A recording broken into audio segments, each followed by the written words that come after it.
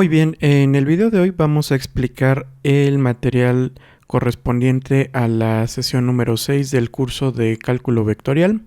Y para comenzar, bueno, tenemos aquí el objetivo que dice así: que el estudiante comprenda el concepto de derivada de funciones vectoriales. Entonces, bueno, vamos a ver los tipos de derivada que podemos encontrar. Entonces vamos a empezar dando un pequeño repaso de la derivada ordinaria para funciones que van de los números reales a los números reales. Entonces, sea f una función que va de los reales a los reales, una función diferenciable, entonces definimos la derivada ordinaria de f en el punto x de la siguiente forma.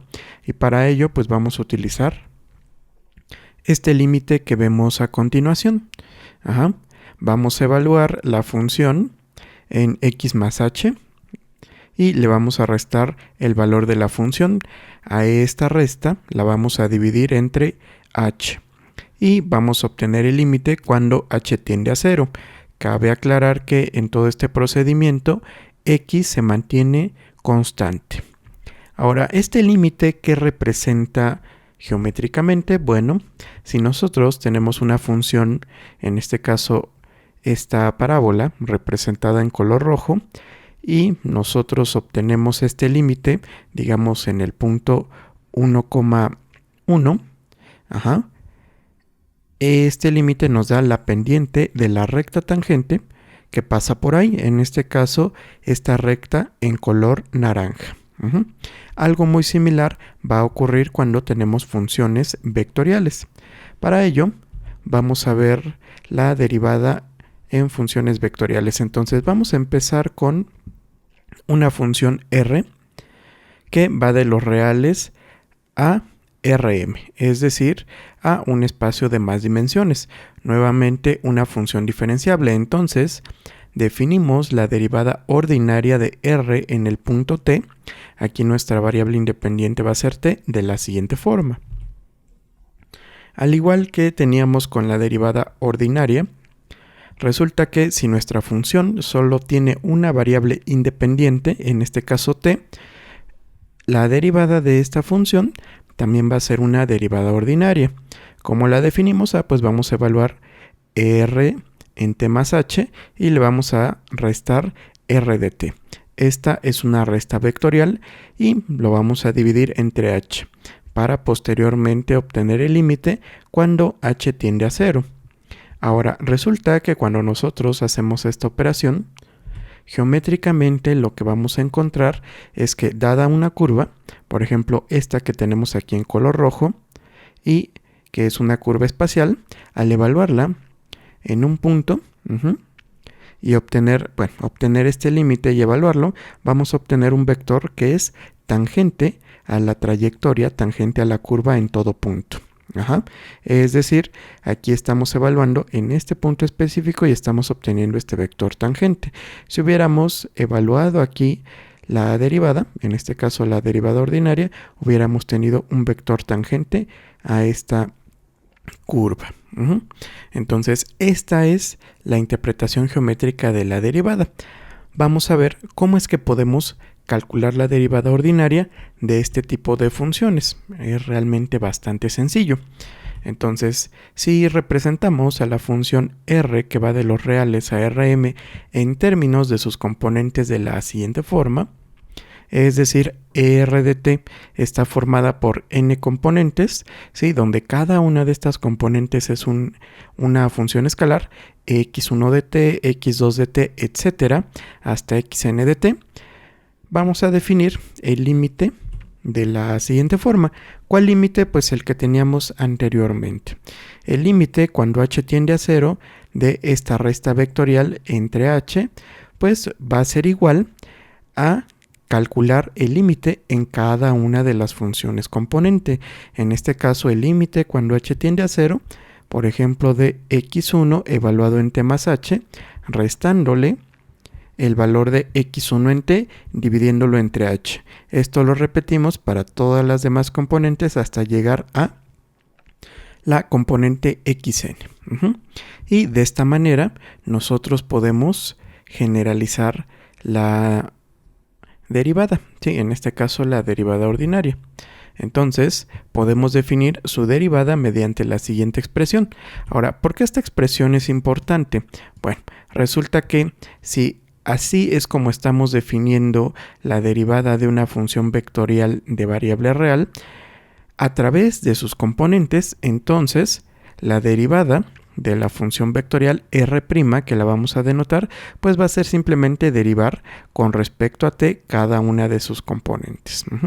Lo cual pues es relativamente sencillo. Derivamos la primera componente, la segunda, la tercera, hasta la última componente. Y con eso pues obtenemos la derivada ordinaria, que nuevamente repito, existe solo para funciones que van de los reales a Rm. ¿Por qué? Pues porque sobre los reales, sobre esta única variable independiente, existe la derivada ordinaria. Bueno, vamos a ver un ejemplo muy interesante que dice así: hallar los vectores velocidad y aceleración para una partícula que se mueve sobre la curva dada. Aquí resulta que nos están dando esta función vectorial que depende de una sola variable. Este tipo de funciones vectoriales nos sirven para modelar el movimiento de una partícula que se mueve a lo largo de esta trayectoria, o para modelar precisamente pues lo que son estas trayectorias, ¿no? Entonces, esta función me representaría el vector de posición de una partícula. Ahora, nos están pidiendo calcular tanto la velocidad y la aceleración en el tiempo t igual a 0. Para ello, primero necesitamos obtener sus derivadas, notando que si t representa el tiempo, o es una variable temporal, entonces su primera derivada, la derivada de r con respecto a t, va a ser la velocidad. En este caso estamos derivando componente a componente. Raíz de 2 por t, pues al derivarlo con respecto a t simplemente queda raíz de 2. La raíz de e a la t nuevamente queda e a la t, y la derivada de e a la menos t es menos e a la menos t. Entonces este vector me va a representar la velocidad de este vector de posición, que como vimos anteriormente a su vez va a ser un vector tangente a la trayectoria. Bueno, ahora si quiero la aceleración necesito obtener una segunda derivada. Es así de donde sale r' de t. ¿Qué estoy haciendo aquí? Pues estoy agarrando la velocidad y le estoy derivando una vez más con respecto al tiempo. Vean que la primera componente es constante, entonces su derivada vale 0. La derivada de la segunda componente es ella misma, y la derivada de la tercera componente es e a la menos t, ya sin el signo menos. Bueno, ya que tenemos estos vectores, ¿sí?, tanto la velocidad como la aceleración en función del tiempo, lo único que tenemos que hacer es evaluar en t igual a 0. Al evaluar en t igual a 0, pues es simplemente sustituir t igual a 0 aquí. De tal modo que la velocidad en este instante de tiempo para esta partícula va a ser raíz de 2, 1,1. De tal modo que recordemos, e a la 0 es 1, y aquí ocurre exactamente lo mismo. Vamos a ver cuánto vale la aceleración. Evaluamos nuevamente en t igual a 0 y tenemos raíz de 2. Raíz de 2, no. De hecho, aquí parece que hubo un pequeño error, porque recordemos que la derivada vale 0, entonces este es un 0. Ok, 0,1,1. Lo que sí, que en la gráfica que vamos a ver a continuación, pues aquí sí están dibujados correctamente los vectores. Entonces resulta que la partícula empieza a moverse. A partir de aquí se va moviendo a lo largo de esta trayectoria curva, y en t igual a 0 pasa por este punto. En este punto su velocidad es un vector tangente a la trayectoria, y la aceleración pues es este vector que apunta hacia el centro de la trayectoria. ¿Ok? Entonces, bueno, resulta que aquí tenemos un ejemplo de cómo podemos aplicar el concepto de función vectorial para modelar un problema físico, más particularmente un problema cinemático. Bueno, vamos a ver ahora lo que son las reglas de derivación. más comunes que generalizan a las reglas de derivación que conocíamos del cálculo diferencial. Entonces, para ello, vamos a suponer dos trayectorias, ¿sí?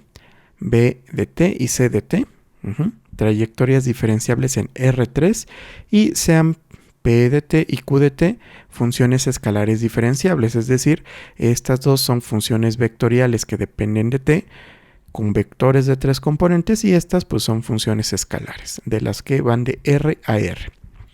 Tenemos la regla de la suma, que nos dice que si tenemos la derivada con respecto a t de la suma de estas dos funciones vectoriales, pues esta derivada es igual a la suma de las derivadas de cada una de ellas, es decir, la derivada abre sumas. Podemos aplicarla a cada uno de sus sumandos. Tenemos la regla del producto escalar. Este es muy interesante porque nosotros podemos multiplicar una función escalar, en este caso p de t, por c de t, que es una función vectorial de variable real, y cuando nosotros la derivemos con respecto a t, resulta pues como si fuera un producto de funciones. Recordemos cuál es esta regla, es la derivada de la primera, en este caso p' de t por la segunda, pero esta es una función vectorial, más la primera por la derivada de la segunda, pero esta es la derivada vectorial. De tal modo que se cumple esta regla del producto escalar. Hay otra muy parecida, que es la regla del producto escalar. Aquí hay que tener cuidado porque, bueno, esta es regla del producto por escalar y esta es regla del producto escalar. Ahora, recordemos que el producto escalar está definido para dos funciones vectoriales o para dos vectores. En este caso, b de t es una función vectorial y c de t es otra función vectorial.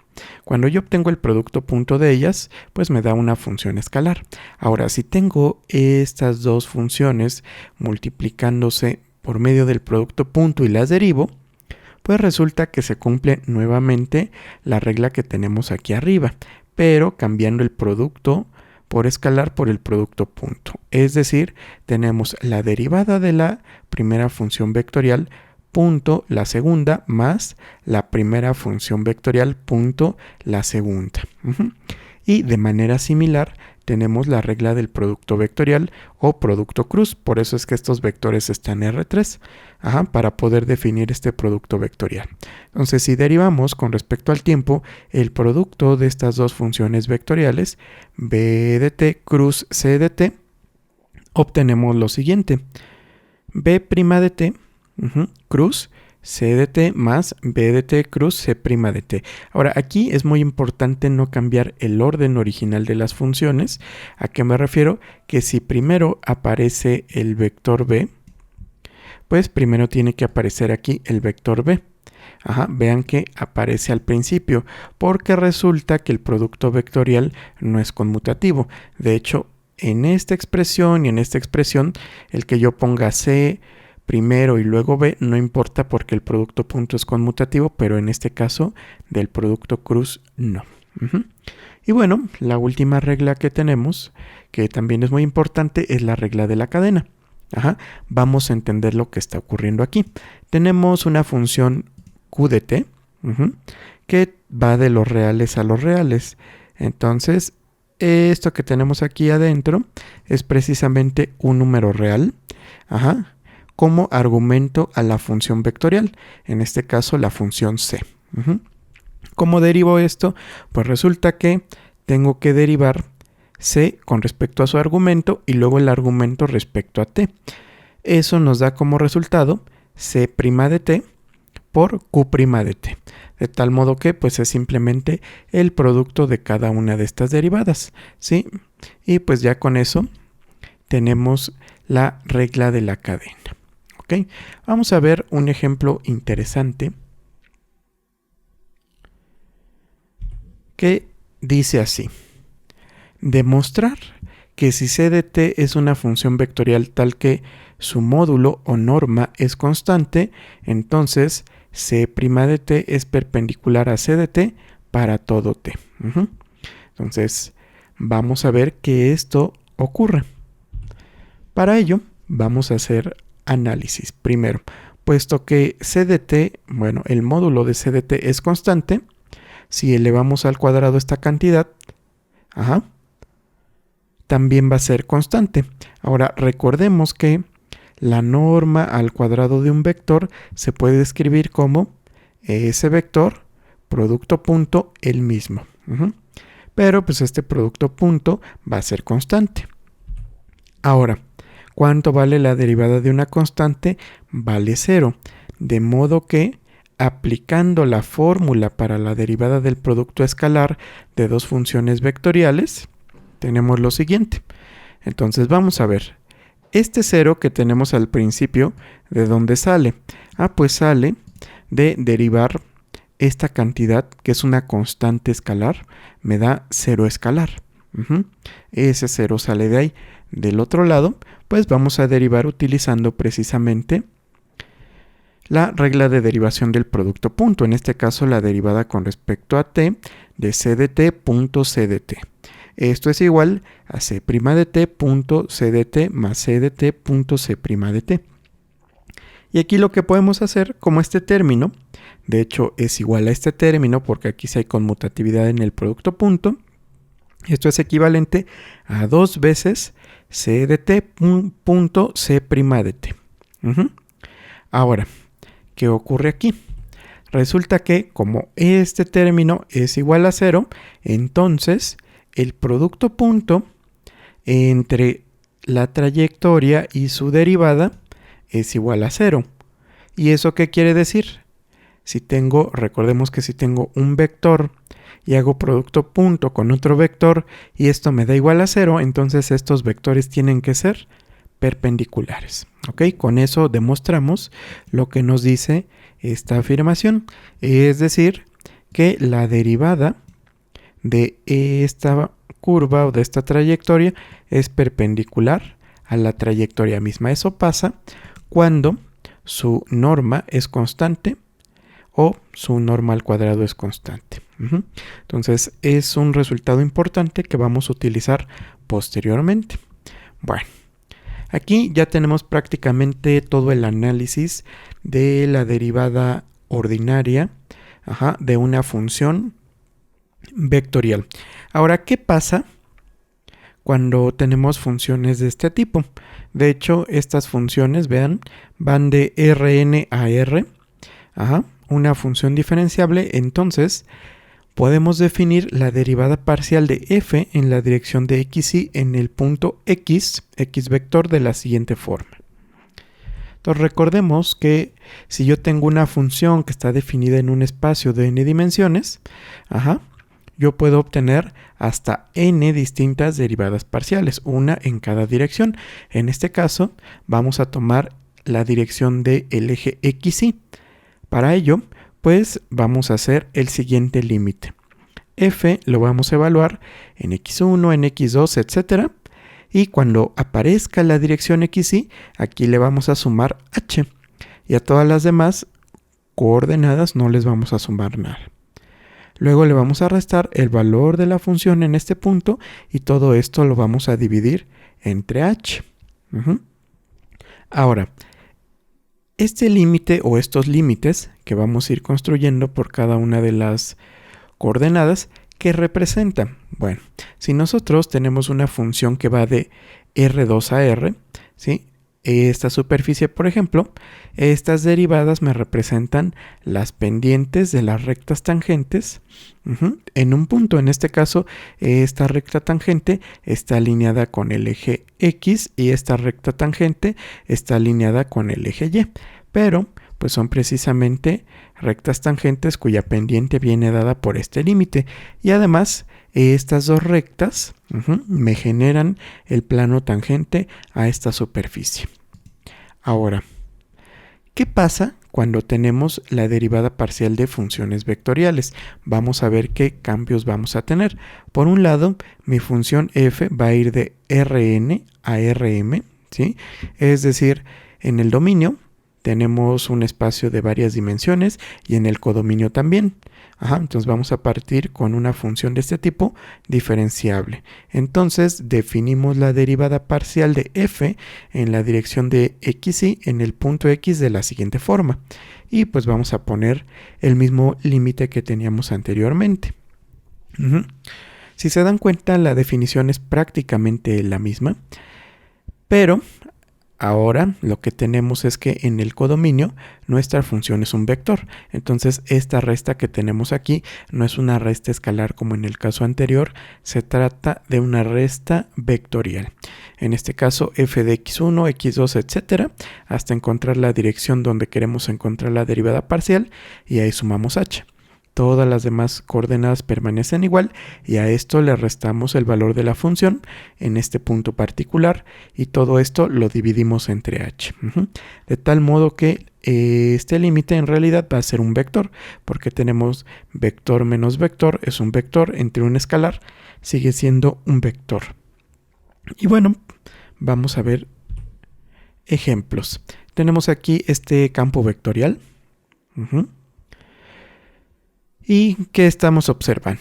Pues aquí lo que estamos observando es precisamente el movimiento. Lo podemos ver como el movimiento de muchas partículas alrededor del origen. Y podemos derivar parcialmente respecto a x y parcialmente respecto a y. Ahora, si nosotros calculamos la derivada parcial de ese campo vectorial con respecto a x, obtenemos este campo vectorial que es más simple. Ahora, ¿esto qué representa? Pues que la componente x del campo vectorial crece en esta dirección, es decir, conforme vamos subiendo, el crecimiento de la componente x es mayor. Si lo derivamos con respecto a y, resulta que la componente y, todo lo que depende de y crece precisamente en esta dirección. Bueno, quizá no sea tan claro, digamos, la representación geométrica de esta derivada, pero pues vamos a ver en algunos ejemplos cómo calcularlo o cómo calcular esta derivada algebraicamente. Bueno, entonces, si representamos a la función f que va de Rn a R en términos de sus componentes de la siguiente forma, entonces veamos lo que tenemos aquí.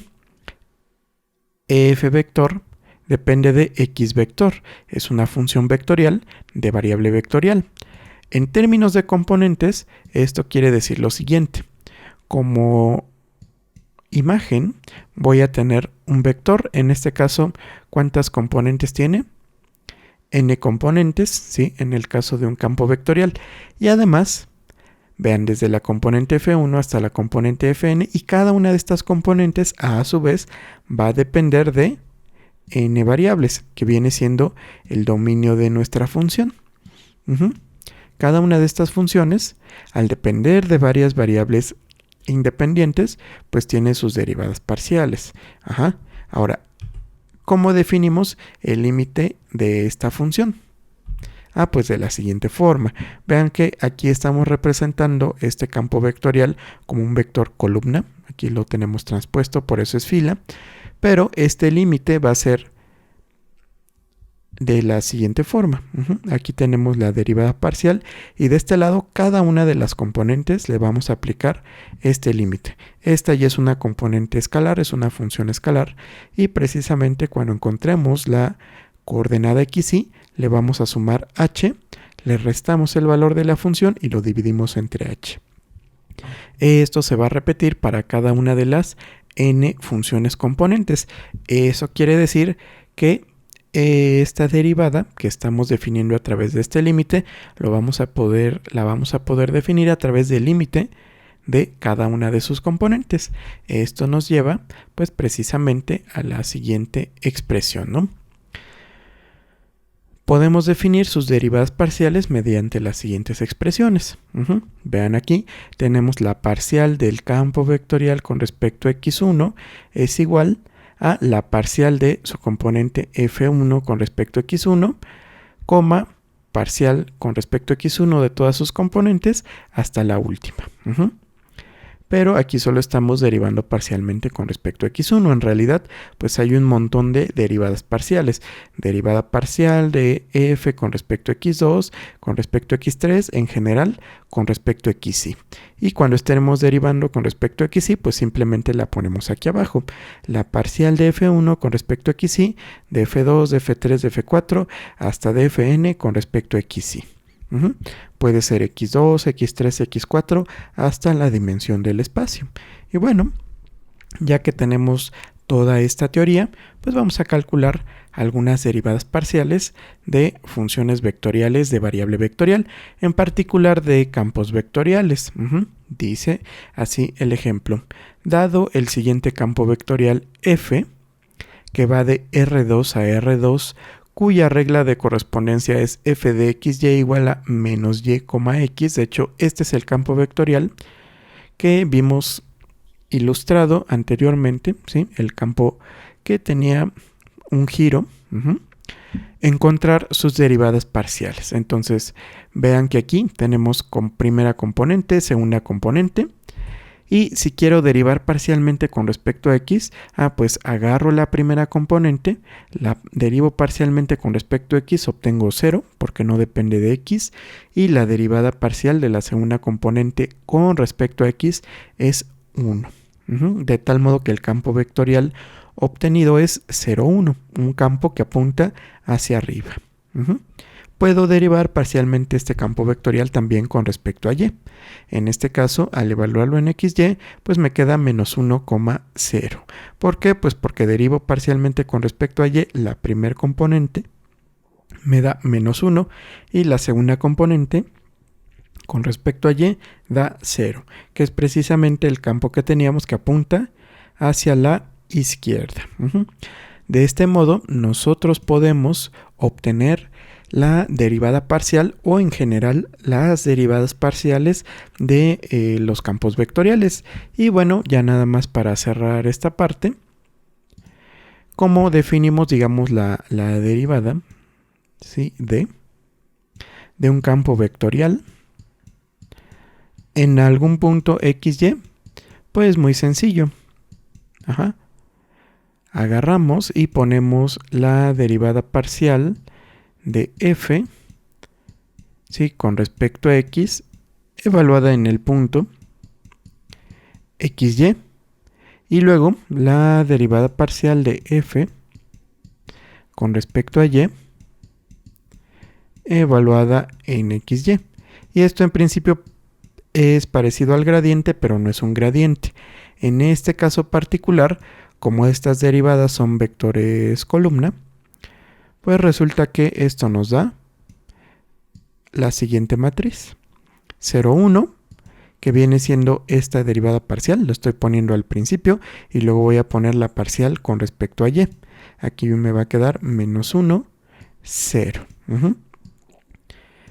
Y esta matriz es la derivada, digamos, la derivada total de mi campo vectorial con respecto a x y a y.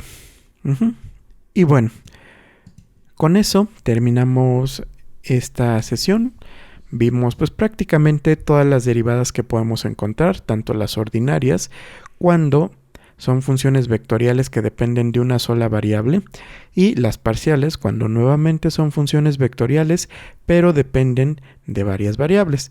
Y esta última derivada, que es la derivada total. Bueno, con eso terminamos esta sesión y nos vemos hasta el próximo video.